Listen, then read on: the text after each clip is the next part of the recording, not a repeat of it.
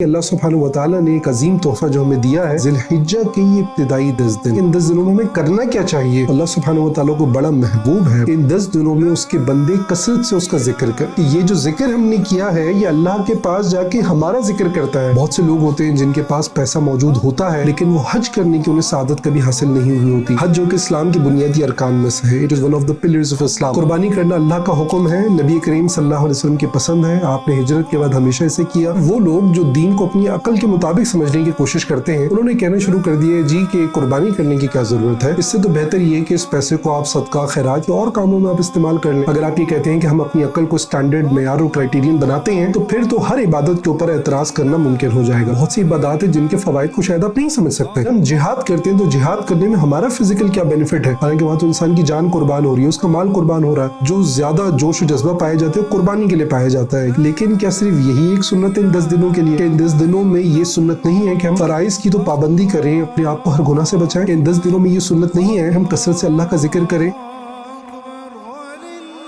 اعوذ باللہ من الشیطان الرجیم, بسم اللہ الرحمن الرحیم. السلام علیکم ورحمۃ اللہ وبرکاتہ. Welcome to the Muslim hour with Muhammad Rauf Khan. ہماری کوشش ہوتی ہے اس پروگرام میں ہم آپ کے سامنے مختلف سوشل ایشوز کو ڈسکس کریں, اسلامی عقائد کو, اسلامی عبادات, اسلامک کلچر, اسلامک پریکٹسز, ان ایشوز کو ہم آپ کے سامنے ہائی لائٹ کریں. اسی حوالے سے ہمارا آج کا جو ٹاپک ہے بہت ہی امپورٹنٹ ہے اور وہ ہے virtues of first 10 days of ذو الحجہ, یعنی ذو الحجہ کے پہلے 10 دن کے فضائل. یہ جو 10 دن ہیں اس کی قدر و قیمت کیا ہے اسلام کی نگاہ میں, اس کے کیا فضائل ہیں, ان 10 دنوں میں ہمیں کون سی عبادات کرنی چاہیے, انہیں ہمیں کیسے گزارنا چاہیے. آج انشاءاللہ آج کے پروگرام میں ہم یہ ساری چیزیں کور کریں گے. تو سب سے پہلے جو آپ کے سامنے چیز ذکر کرنا چاہوں گا وہ یہ ہے کہ دیکھیے ذو الحجہ یہ سال کا آخری مہینہ ہوتا ہے اور یہ انتہائی اہم مہینہ اس لحاظ سے کہ یہ حج کا مہینہ کہلاتا ہے. زمانے جاہلیت میں بھی اس مہینے کو ادب والا مہینہ شمار کیا جاتا تھا, یعنی زمانے جاہلیت میں جو ان کی سالہ سال سے اور سم ٹائمز دہائیوں سے, ڈیکیڈ سے جو ان کی جنگیں چلتی چلی آ رہی تھی, ان مہینوں میں آ کے ان جنگوں کو روک دیا کرتے تھے. قرآن کریم میں اللہ سبحانہ و تعالیٰ نے ارشاد فرمایا ان عدۃ الشہور عند اللہ 12 شہرا فی کتاب اللہ یوم خلق السماوات والارض منها 4 حرم ذلک الدین القیم فلا تظلموا فیہن انفسکم. بے شک مہینوں کی گنتی اللہ کے نزدیک 12 مہینے ہیں اللہ کی کتاب میں جب سے اس نے آسمان و زمین بنائے. ان میں سے 4 حرمت والے ہیں یعنی ادب و احترام والے ہیں. یہ سیدھا دین ہے تو ان مہینوں میں اپنی جان پر ظلم نہ کرو. تو اللہ سبحانہ و تعالیٰ نے دیکھے فرمایا کہ اللہ کے نزدیک مہینے 12 ہیں, یعنی مہینے 13 نہیں ہوتے, مہینے 11 نہیں ہوتے, بلکہ مہینے 12 ہی ہوتے ہیں اللہ کے نزدیک جب سے اللہ نے آسمان و زمین بنائے. اور پھر اللہ نے فرمایا کہ ان میں سے 4 مہینے حرمت والے ہیں. وہ 4 حرمت والے اور ادب و احترام والے وہ سیکرٹ منتھس کون سے ہیں؟ ان میں سے 3 مہینے تو لگاتار آتے ہیں جن میں ذوالقعدہ, ذوالحجہ اور محرم الحرام, یہ 3 مہینے, اور رجب المرجب. یہ جو 4 مہینے یہ ادب اور احترام والے مہینے کہلاتے ہیں. تو ذرا غور کیجئے گا, اللہ سبحانہ و تعالیٰ نے صرف یہ فرمانے پر اکتفا نہیں کیا بلکہ اس کے آگے اللہ نے کیا ارشاد فرمایا ذالک الدین القیم فلا تظلموا فیہن انفسکم. یہ سیدھا دین ہے تو ان مہینوں میں اپنی جان پر ظلم نہ کرو. یعنی گناہ کرنا تو ویسے ہی بری بات ہے لیکن خاص ان مہینوں میں گناہ کرنا یہ بہت بری بات ہے. اپنی جان پر ظلم کرنا کیا ہے؟ وہ ہے اللہ اور اس کے رسول صلی اللہ علیہ وسلم کی نافرمانی کرنا, اللہ سبحانہ و تعالیٰ کی سیٹ کی ہوئی لیمٹس کو کراس کرنا, اللہ کے دیے ہوئے احکامات کو نظر انداز کرنا, اس کی نافرمانی کرنا. تو ویسے ہے تو یہ پورا سال ہی برا, لیکن خاص ان مہینوں میں گناہ کرنا یہ بہت ہی بری بات ہوتی ہے. تو یہ ایسا نقطہ ہے جس سے میں نے نوٹ کیا ہے کہ ہمارے اکثر مسلمان بھائی اس سے غافل ہیں. جس طرح ماہ رمضان آتا ہے تو ہم ادب و احترام کرتے ہیں, اکثر لوگ اپنے گناہوں کو چھوڑ دیتے ہیں, گناہ کرتے وقت بھی انہیں شدید شرمندگی ہوتی ہے کہ اس مبارک مہینے میں وہی کر رہے ہیں, لیکن وہ والی جو فیلنگ ہوتی ہے وہ ان مہینوں میں نہیں آتی, یا لوگ ان مہینوں میں اس چیز کا خیال نہیں کرتے کہ یہ تو بڑا ادب و احترام والا مہینہ ہے اور ہمیں تو چاہیے اس میں بالکل بھی گناہ نہ کریں. تو اس لیے ہمیں چاہیے کہ جب یہ مہینے آ جائیں, ذوالقعدہ ہے, ذوالحجہ ہے, محرم الحرام ہے, رجب المرجب ہے, تو ہم اپنے آپ کو نیکیوں کی طرف لے کر جائیں, گناہوں کو حتی الامکان ترک کرنے کی کوشش کریں اور یہ سمجھیں کہ ان دنوں کا بڑا احترام ہے اللہ کی نگاہ میں, تو ہمیں بھی اس کا احترام کرنے کی ضرورت ہے اور اس میں اپنے ہر طرح کی نافرمانی سے بچنے کی کوشش کرنی چاہیے. تو دیکھیے اللہ سبحانہ و تعالیٰ کا بڑا کرم ہے تو اس نے کچھ اوقات کو, کچھ دنوں کو, کچھ جگہوں کو زیادہ مقرب بنایا ہے اس لحاظ سے کہ ہم اگر اس میں ان لمحات میں عبادت کرتے ہیں اللہ کی, ان مقامات پہ جا کے ہم اللہ کی بارگاہ میں دعا کرتے ہیں تو हमारी इबादत के, हमारी दुआओं के कबूल होने के ज़्यादा इम्कानात होते हैं, उनका अजर व इनाम जो है वो अल्लाह की बारगाह में बढ़ जाता है। ये अल्लाह सुब्हानहू व तआला का करम है कि उसने हमारी बख्शिश व मग़फ़िरत के मुख्तलिफ़ बहाने रखे, मुख्तलिफ़ मौक़े हमें अता किए हैं ताकि वक्तन फ़वक्तन हम उन मौक़ों का फ़ायदा उठा के अपने गुनाहों की बख्शिश का हम इंतज़ाम करते चले जाएँ। जहाँ माह रमज़ान आता है, लैलतुल क़द्र हमें अता की जाती है, शब बरात और शब मेराज जैसा तोहफ़ा हमारे पास मौजूद है। ऐसे ही अल्लाह सुब्हानहू व तआला ने एक अजीम तोहफ़ा जो हमें दिया है वो है ज़िलहिज्जा के ये इब्तिदाई 10 दिन, तो हमें चाहिए हम उसका भरपूर फ़ायदा उठाएं। अच्छा जी, ऐसे ही कुरान करीम में एक और मकाम पर मज़कूर है, अल्लाह सुब्हानहू व तआला ने इरशाद फरमाया वल फज्री व लयालिन अश्र, सुबह की कसम और 10 रातों की। अब अल्लाह सुब्हानहू व तआला ने यहाँ पर सुबह की कसम इरशाद फरमाई और 10 रातों की कसम इरशाद फरमाई, तो 10 रातों से कौन सी रात मुराद है? जब हम तफसीर देखते हैं तो हमें उसमें पता चलता है कि इससे मुतल्लिक 3 अक़वाल मौजूद हैं। एक ये कि इन 10 रातों से मुराद ज़िलहिज्जा के इब्तिदाई 10 दिनों की 10 रातें मुराद है। एक कौल यह है कि माह रमज़ान के आखिरी अशरे की 10 रातें मुराद है, और तीसरा कौल यह है कि माह मुहर्रम के पहले अशरे की 10 रातें मुराद है। एक जो इसकी मुमकिन तफसीर की गई है वो ये है कि इन 10 रातों से मुराद ज़िलहिज्जा की 10 रातें हैं। तो देखिए, माह रमज़ान के आखिरी अशरे की जो 10 रातें वो सबसे अफजल है, ठीक है। फिर उसके बाद जो ज़िलहिज्जा के 10 दिन हैं ये सबसे ज़्यादा अफजल होते हैं। माह रमज़ान के आखिरी अशरे के 10 दिन भी इसके बराबर नहीं होते। आप सल्लल्लाहु अलैहि वसल्लम का फरमान है कि इन 10 दिनों में जो नेक अमल किया जाता है अल्लाह सुब्हानहू व तआला की बारगाह में इतना महबूब है कि किसी और दिन में किया हुआ नेक अमल इतना महबूब नहीं होता। तो अल्लाह सुब्हानहू व तआला ने कसम इरशाद फरमाई है इन 10 रातों की।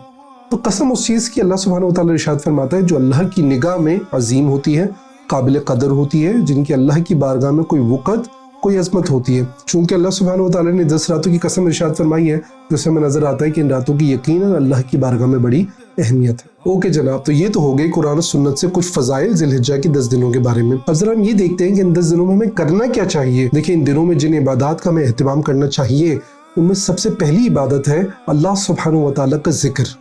कुरान करीम में अल्लाह सुब्हानहू व तआला ने इरशाद फरमाया वयज़्कुरुस्मल्लाहि फ़ी अय्यामिन मालूमात, और वो अल्लाह का नाम लें जाने हुए दिनों में, यानी ख़ास दिनों में, मुअय्यन दिनों में। वो ख़ास दिन कौन से हैं? तो एक तफसीर के मुताबिक अय्याम मालूमात, इससे मुराद ज़िलहिज्जा की इब्तिदाई 10 दिन है। अल्लाह सुब्हानहू व तआला को बड़ा महबूब है कि इन 10 दिनों में उसके बंदे कसरत से उसका जिक्र करें। अल्लाह का जिक्र करना क्या है? वो है तहलील ला इलाहा इल्लल्लाह मुहम्मदुर रसूलुल्लाह, वो है तकबीर अल्लाहु अकबर, वो है तहमीद अल्हम्दुलिल्लाह, वो है तस्बीह सुब्हानल्लाह सुब्हानल्लाहि वल्हम्दुलिल्लाहि व ला इलाहा इल्लल्लाह वल्लाहु अकबर। ये तमाम अल्लाह के जिक्र की सूरतें हैं।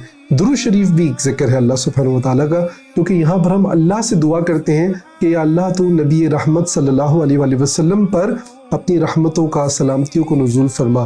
तो ये भी अल्लाह का जिक्र ही है। तो इन तमाम जिक्र को हमें इन अय्याम में करने की कोशिश करनी चाहिए। देखिए, ज़िक्रुल्लाह ये तो इतनी अजीम इबादत है कि आम दिनों में भी अल्लाह का जिक्र करने के बड़े फ़ज़ाइल कुरान और सुन्नत में बयान किए गए हैं। इन 10 दिनों में अगर हम करेंगे तो सुभान अल्लाह, क्या ही बात है। मैं 2 हदीस आपके सामने इस बारे में जिक्र करना चाहूँगा। नबी करीम सल्लल्लाहु अलैहि वसल्लम ने इरशाद फरमाया कि ये जो तुम अल्लाह का जलाल बयान करते हो, यानी तहलील ला इलाहा इल्लल्लाह, तहमीद अल्हम्दुलिल्लाह, तस्बीह सुभान अल्लाह, ये अल्लाह के अर्श के इर्द गिर्द घूमते हैं और इनसे मक्खियों की भुनभुनाहट की सी आवाज़ आती। क्या तुम में से कोई शख्स ये पसंद नहीं करता कि उसके लिए एक शख्स हो जो अल्लाह के सामने उसका जिक्र करता रहे? सुभान अल्लाह। देखिए कितनी खूबसूरत हदीस है। हम जो भी जिक्र करते हैं, चाहे हम एक बार सुभान अल्लाह कहते हैं, अल्हम्दुलिल्लाह कहते हैं, अल्लाह अकबर कहते हैं, ला इलाहा इल्लल्लाह कहते हैं, ये अल्लाह के अर्श के इर्द गिर्द घूमता रहता है, अर्श का तवाफ करता रहता है। तो इनसे मक्खियों की भुनभुनाहट की सी आवाज़ आती रहती है। तो आप सल्लल्लाहु अलैहि वसल्लम उसकी वजाहत करनी, जो मक्खियों की भुनभुनाहट की आवाज़ क्या है, कि ये जो जिक्र हमने किया है ये अल्लाह के पास जाके हमारा जिक्र करता है कि मेरे रब, तेरे फुला बंदे ने ये तेरे लिए पढ़ा है, ये तेरे फुला बंदे ने तुझे याद किया है, ये तेरे फुला बंदे ने तेरी किब्रियाई बयान की है, तेरी अजमत बयान की है, तेरी वहदानियत को बयान किया है। सुभान अल्लाह, कितनी खूबसूरत हदीस है। और ये ख़ास ज़िलहिज्जा के दिनों के लिए नहीं है, तो पूरे साल के लिए है। तो ये इसी जिक्र को अगर हम ज़िलहिज्जा के दिनों में करेंगे तो यकीनन इसका अजर व इनाम कई गुना ज़्यादा होगा। ऐसे ही जिक्र से मुतालिक एक और बहुत ही खूबसूरत हदीस है जो मैं आपके सामने जिक्र करना चाहूँगा। नबी करीम सल्लल्लाहु अलैहि वसल्लम ने इरशाद फरमाया कि अल्लाह के कुछ फरिश्ते ऐसे हैं जो रास्तों में चलते फिरते रहते हैं और ऐसी मजलिसों की तलाश में रहते हैं जहाँ पर अल्लाह का जिक्र किया जा रहा हो। جب وہ کسی ان میں سے کوئی فرشتہ کسی ایسے مجلس ایسی محفل کو دیکھ لیتا ہے تو پھر بقیہ فرشتوں کو بلا لیتا ہے اور وہ سب کے سب وہاں پر آ جاتے ہیں اور ان ذکر کرنے والوں کو وہ اپنے پروں سے ڈھانکتے رہتے ہیں پہلے آسمان تک۔ جب ان کی محفل ان کی مجلس ختم ہو جاتی ہے تو پھر یہ فرشتے اللہ کی بارگاہ میں حاضر ہو جاتے ہیں۔ اللہ سبحانہ و تعالیٰ جو ہر چیز کا علم رکھنے والا ہے، باوجود اس علم کے وہ فرشتوں سے سوال کرتا ہے کہ میرے بندے کیا کہتے ہیں؟ تو فرشتے عرض کرتے ہیں رب کریم وہ تیری کبریائی بیان کرتے ہیں، تیری حمد بیان کرتے ہیں، تیری تسبیح بیان کرتے ہیں۔ تو اللہ سبحانہ و تعالیٰ فرماتا ہے کیا انہوں نے مجھے دیکھا ہے؟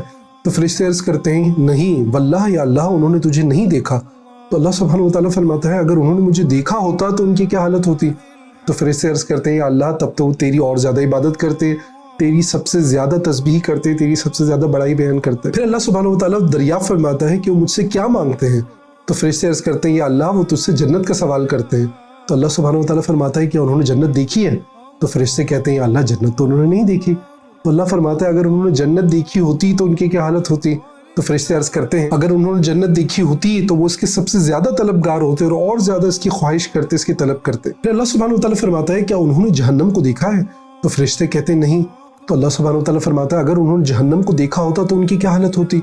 تو فرشتے عرض کرتے ہیں اے ہمارے رب اگر انہوں نے جہنم کو دیکھا ہوتا تب تو وہ اس سے اور زیادہ خوف کھاتے، اس سے اور زیادہ بچنے کی کوشش کرتے اور تیری پناہ چاہتے۔ تو اللہ سبحانہ و تعالیٰ ارشاد فرماتا ہے کہ تم گواہ رہنا میں نے ان کی مغفرت کر دی۔ تو نبی کریم صلی اللہ علیہ وآلہ وسلم نے ارشاد فرمایا کہ وہاں موجود فرشتوں میں سے ایک نے کہا کہ اللہ وہاں پر تو ایک وہ بندہ بھی موجود تھا کہ جو وہاں پر کسی ضرورت سے آیا تھا، یعنی وہ فرشتہ یہ کہنا چاہ رہا ہے کہ وہ ذکر کرنے کے لیے وہاں پہ نہیں آیا تھا بلکہ وہاں تو اس کا کوئی کام تھا، تو اس کام کو پورا کرنے کے لیے وہاں پر آ گیا تھا جہاں پہ لوگ بیٹھے ذکر کر رہے تھے۔ تو اللہ سبحانہ و تعالیٰ نے ارشاد فرمایا یہ ذکر کرنے والے وہ لوگ ہیں کہ ان کی مجلس میں بیٹھنے والا بھی نامراد نہیں رہتا۔ سبحان اللہ، کتنی خوبصورت حدیث ہے کہ وہ شخص جو وہاں کسی کام سے آیا تھا اور وہاں پر بیٹھ گیا تھا تو اس کی بھی مغفرت ہو جاتی ہے، اس کو بھی ثواب میں سے حصہ مل جاتا ہے، اس کو بھی ان ذکر کرنے والوں کی برکت حاصل ہو جاتی ہے۔ تو دوستو ذرا غور کیجئے کہ عام دنوں میں جب اللہ کا ذکر کرنے کی اتنی فضیلت ہے تو ذی الحجہ کے 10 دنوں میں کیا عالم ہوگا کہ جبکہ خاص اللہ نے ان 10 دنوں میں اپنے ذکر کا حکم دیا۔ اوکے جی، دوسری عبادت جو ہم ان 10 دنوں میں کر سکتے ہیں اور ہمیں کرنی چاہیے وہ ہے روزے رکھنا۔ تو دیکھیے جو 10واں دن ہوتا ہے جس کو یوم النحر بھی کہتے ہیں اور جو کہ عید الاضحیٰ کا دن ہے، تو عید کے دن تو روزہ رکھنا منع ہوتا ہے۔ اس کے علاوہ جو پہلے 9 دن ہیں اس میں ہمیں روزہ رکھنے کی کوشش کرنی چاہیے۔ نبی کریم صلی اللہ علیہ وآلہ وسلم ان 9 دنوں کا روزہ رکھا کرتے تھے۔ 9واں دن یہ سب سے افضل دن کہلاتا ہے جو کہ یوم عرفہ ہے۔ اتنا عظیم دن پورے سال میں کوئی دن نہیں ہوتا۔ اس دن میں روزہ رکھنے کی فضیلت یہ ہے کہ آپ صلی اللہ علیہ وآلہ وسلم نے ارشاد فرمایا کہ جو اس دن کا روزہ رکھے گا اللہ سبحانہ و تعالیٰ اس کے 2 سال کے گناہوں کو بخش دے گا۔ سبحان اللہ۔ تو 9 دنوں میں روزہ رکھنے کی ویسی بڑی فضیلت ہے، خاص طور پہ اس 9ویں دن پہ روزہ رکھنے کی ہمیں ضرور کوشش کرنی چاہیے۔ ہاں، جو لوگ حج کے لیے گئے ہوئے ہوں تو ان کو چاہیے کہ وہ روزہ رکھنے کو اوائڈ کریں، اس لیے کیونکہ 7ویں 8ویں تاریخ سے ان کو حج کے ارکان ادا کرنے کے لیے، حج کے مناسک ادا کرنے کے لیے ان کو روانہ ہونا ہوتا ہے۔ تو ضروری ہے کہ اس سے پہلے کہ وہ ریسٹ کریں، کھائیں پیئیں، تھوڑی اپنی طاقت بڑھائیں تاکہ وہ انرجائزڈ رہ کے اچھے طریقے سے اپنے حج کے مناسک کو ادا کر سکیں۔ اگر وہ روزہ رکھیں گے تو یقیناً اس کا امپیکٹ یہ ہوگا کہ فزیکل ویکنس ان کے اندر پیدا ہوگی اور پھر حج کے مناسک ادا کرنے میں ان کو مشکل ہو سکتی ہے۔ اس لیے ان کے لیے بہتر یہ ہوتا ہے کہ وہ روزہ نہ رکھیں اور اپنی انرجی کو جمع کریں تاکہ وہ حج میں اس کو اسپینڈ کر سکیں۔ پھر اس مہینے کی سب سے بڑی عبادت وہ ہے حج اور عمرہ ادا کرنا۔ حج جو کہ اسلام کی بنیادی ارکان میں سے ہے، it is one of the pillars of Islam. حج فرض ہے، یہ اعتقاد رکھنا، یہ عقیدہ رکھنا یہ ضروری ہے۔ جو حج کو فرض نہ جانے وہ مسلمان نہیں رہتا۔ حج کا ادب و احترام کرنا، اس سے محبت رکھنا یہ لازم ہے۔ جس شخص کے دل میں حج کے لیے بغض ہو، نفرت ہو، جو اس کو ایک بوجھ سمجھتا ہو نفرت کے ساتھ، ایسا شخص مسلمان نہیں رہتا۔ حج کا سیلف احترام کرنا، اس کو فرض جاننا یہ ضروری ہے۔ پھر جو اس کو افورڈ کر سکتا ہو اس کے اوپر حج کرنا لازم اور ضروری ہو جاتا ہے۔ قرآن کریم میں اللہ سبحانہ و تعالیٰ نے ارشاد فرمایا وَلِلَّهِ عَلَى النَّاسِ حِجُّ الْبَيْتِ مَنِ اسْتَطَاعَ إِلَيْهِ سَبِيلًا، اور اللہ کے لیے لوگوں پر اس گھر کا حج کرنا ہے جو اس تک چل سکے۔ اس آیت میں اللہ سبحانہ و تعالیٰ نے حج کو فرض قرار دیا ہے بشرط یہ کہ مسلمان اس کی استطاعت رکھتا ہو۔ استطاعت کا مطلب یہ کہ انسان فزیکلی بھی کیپیبل ہو اور فائنینشلی بھی اس کو افورڈ کر سکتا ہو۔ یعنی انسان جب حج کے لیے جا رہا ہے تو پیچھے اپنے گھر والوں کو جتنے دنوں کے لیے چھوڑ کے جا رہا ہے ان کے اخراجات، گھر کے مینٹیننس کے اخراجات، پھر حج دوران سفر جتنے بھی اخراجات ہیں اور وہاں پہ رہنے کے اور واپس آنے تک کے، یہ تمام اس کے پاس موجود ہوں تو حج فرض ہو جاتا ہے۔ ایسے انسان فزیکلی بھی کیپیبل ہو، یعنی بلائنڈ نہیں ہو، فزیکلی ڈسیبلڈ نہ ہو، تو بھی حج اس کے اوپر فرض ہو جاتا ہے۔ ایسے یاد رکھیے گا کہ حج کے فرض ہونے کے سلسلے میں استطاعت کی جو شرط لگائی گئی ہے تو اس میں خواتین کے لیے محرم کو ہونا بھی ضروری ہے۔ یہی جمہور فقہا کی یہی رائے ہے۔ بعض فقہا یہ کہتے ہیں کہ محرم کی ضرورت نہیں ہے، لیکن جمہور فقہا یہی کہتے ہیں اور ہماری بھی یہی رائے ہے کہ بہتر یہ ہے کہ ساتھ میں کوئی نہ کوئی محرم ہونا چاہیے۔ تو جس شخص کے اوپر حج فرض ہو تو زندگی میں ایک بار اس پر حج کرنا فرض ہے، اور جس کو جلد از جلد کرنا یہ بھی انسان کے اوپر لازم اور ضروری ہوتا ہے۔ نبی کریم صلی اللہ علیہ وسلم نے ارشاد فرمایا کہ حج کرنا تم پر فرض ہے۔ کسی صحابی نے عرض کی یا رسول اللہ صلی اللہ علیہ وسلم کیا ہر سال حج کرنا فرض ہے؟ تو آپ صلی اللہ علیہ وسلم نے ارشاد فرمایا کہ اگر میں کہہ دیتا کہ ہر سال حج کرنا فرض ہے تو ہر سال تم پر حج کرنا فرض ہو جاتا۔ تو معلوم یہ ہوا کہ حج زندگی میں ایک بار کرنا یہ کم از کم فرض ہے۔ تو دوستوں ہمیں سمجھنا ہے کہ اگر ہمارے پاس پیسہ موجود ہے، ہمارے پاس گولڈ موجود ہے، ہمارے پاس پلاٹس موجود ہیں، ہمارے پاس ایکسٹرا گاڑیاں موجود ہیں، تو ہمیں چاہیے کہ ہم انہیں بیچ کے جلد از جلد حج ادا کرنے کی کوشش کریں۔ بہت سے لوگ ہوتے ہیں جن کے پاس پیسہ موجود ہوتا ہے لیکن وہ حج کرنے کی انہیں سعادت کبھی حاصل نہیں ہوئی ہوتی۔ تو حج کرنا فرض ہے اللہ کی طرف سے۔ جو لوگ حج ادا نہیں کرتے وہ اللہ کی سیٹ کی ہوئی ایک لمٹ کو کراس کر رہے ہیں، اللہ سبحانہ وتعالیٰ کی نافرمانی کر رہے ہیں، اللہ کے رسول صلی اللہ علیہ وسلم کے حکم کے اگینسٹ جا رہے ہیں۔ یاد رکھیے آپ صلی اللہ علیہ وسلم نے اس کو سخت ناپسند کیا ہے۔ رسول اللہ صلی اللہ علیہ وسلم نے ارشاد فرمایا کہ جس شخص کو فریضہ حج کی ادائیگی سے کوئی ظالم بادشاہ، کوئی ظاہری ضرورت یا کسی مہلک بیماری نے نہ روکا ہو اور اس کے باوجود وہ حج نہ کرے اور مر جائے تو اللہ سبحانہ وتعالیٰ کو اس کی کوئی پرواہ نہیں کہ چاہے وہ یہودی ہو کے مرے یا نصرانی۔ یعنی ایسے شخص کے لیے اللہ اور اس کے رسول صلی اللہ علیہ وسلم کی طرف سے بیزاری کا اظہار کیا گیا ہے کہ جو حج کرنا افورڈ کر سکتا ہو، حج اس پر فرض ہو چکا ہو اور اس کے باوجود وہ حج نہ کرے۔ اچھا جی، ذی الحجہ کے پہلے عشرے میں ایک اور خاص کام جو ہمیں کرنا ہے، جو کہ ہماری قوم بہت ہی ذوق و شوق کے ساتھ کرتی ہے، وہ ہے جانور کی قربانی کرنا۔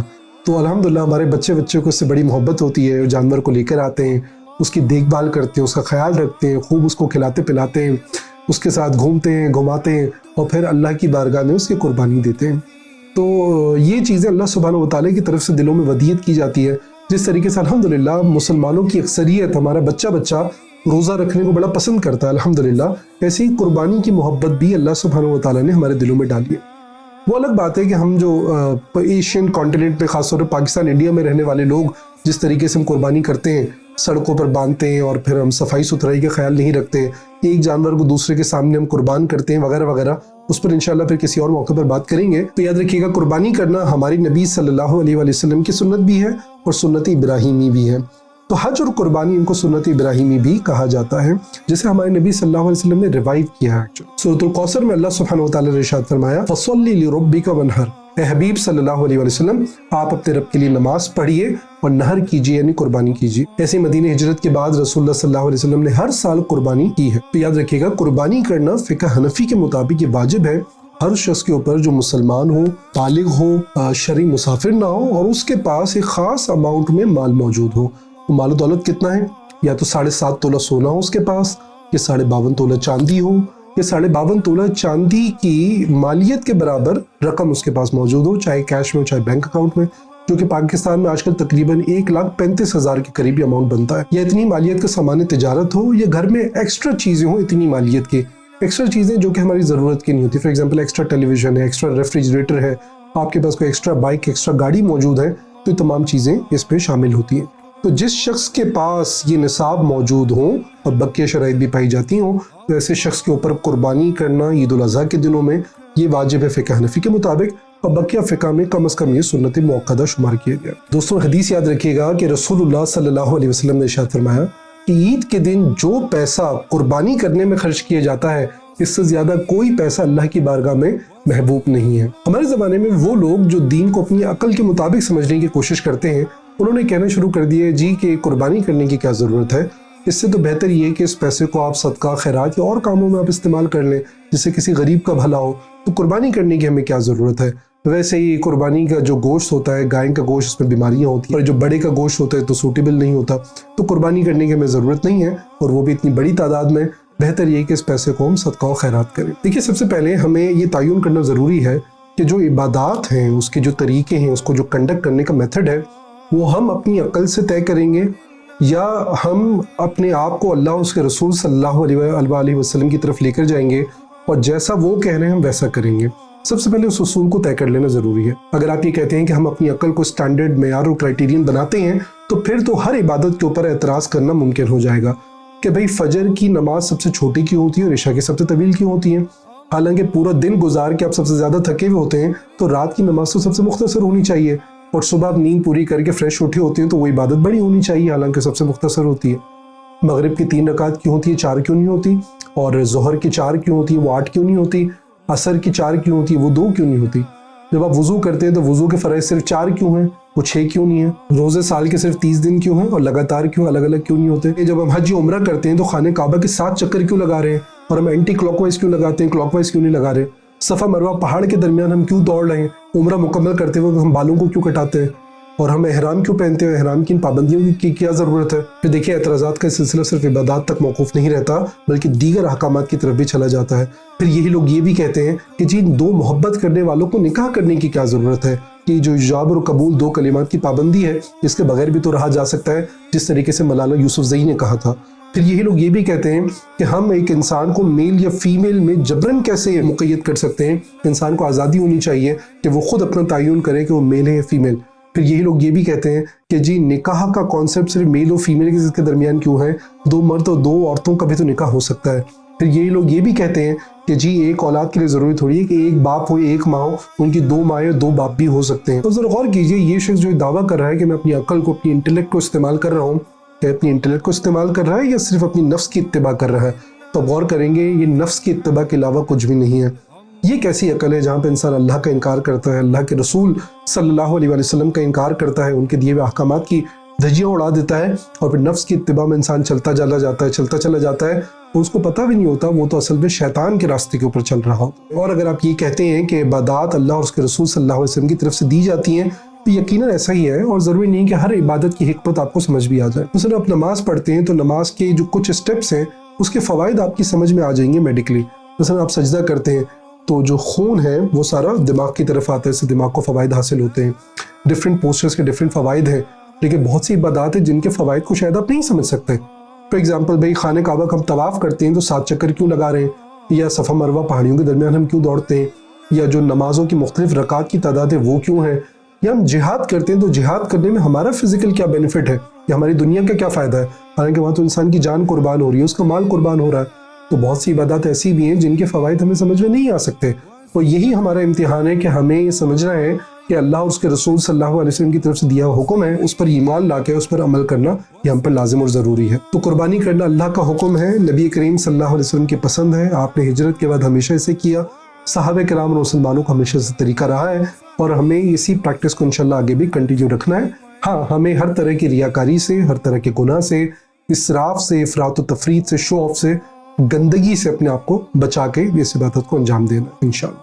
اس مہینے کی ایک اور عبادت یہ ہے کہ آپ صلی اللہ علیہ وسلم نے ارشاد فرمایا کہ جو شخص بھی ذی الحجہ کا چاند دیکھے اور وہ قربانی کرنے کا ارادہ رکھتا ہو تو اس کو چاہیے کہ اپنے بال اور ناخن نہ کاٹے یہاں تک کہ وہ قربانی کر لے۔ تو جو بھی شخص قربانی کرنے کا ارادہ رکھتا ہو، چاہے وہ مرد ہو چاہے وہ خواتین ہو، تو فقہ حنفی کے مطابق یہ مستحب اور ریکمینڈڈ ہے صرف کہ چاند دیکھنے کے بعد جو شخص بھی قربانی کا ارادہ رکھتا ہو تو وہ بال اور ناخن نہ کاٹے۔ اس کے پیچھے کیا وزڈم ہے، کیا حکمت ہے؟ تو علماء کرام نے یہ بیان کیا ہے کہ جس طریقے سے حاجی ہوتے ہیں وہ حالت احرام میں ہوتے ہیں، تو حالت احرام میں ان کے لیے بال کاٹنا، ناخن کاٹنا منع ہوتا ہے، تو یہ لوگ جو قربانی کر رہے ہیں اپنے گھروں پر موجود ہیں، یہ اپنی تشبیہ اپنے آپ کو ریزمبل کرتے ہیں ان حاجیوں کے ساتھ، یعنی ہم بھی ان حاجیوں کی طرح نہ ہم بال کاٹیں گے نہ ہم ناخن کاٹیں گے۔ تو یہ نبی کریم صلی اللہ علیہ وسلم کی طرف سے طریقہ ہمیں بیان کیا گیا ہے، یہ وزڈم علماء نے بیان کی ہے، اللہ تعالیٰ سے قبول فرمائے۔ تو دوستو بات یہ ہے کہ جو 10 دن ہے ذی الحجہ کے، یہ اللہ اور اس کے رسول صلی اللہ علیہ وسلم کی بارگاہ میں بڑے ہی عظیم دن ہیں، تو ہمیں کوشش کرنی چاہیے کہ ان عظیم دنوں کا ہم بھرپور فائدہ اٹھائیں۔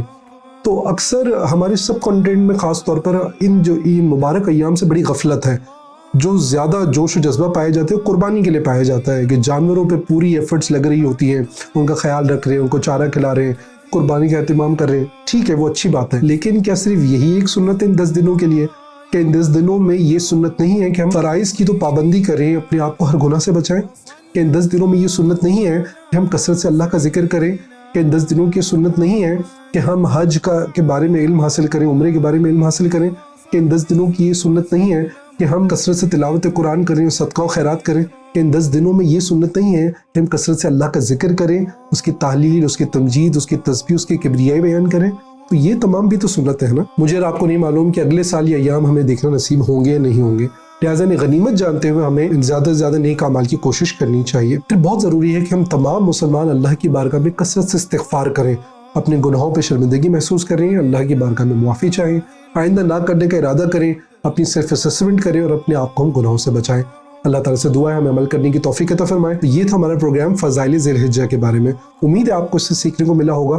اپنا فیڈ بیک ہمیں ضرور دیجیے گا تاکہ ہم اس پوڈ کاسٹ کو امپروو کر سکیں.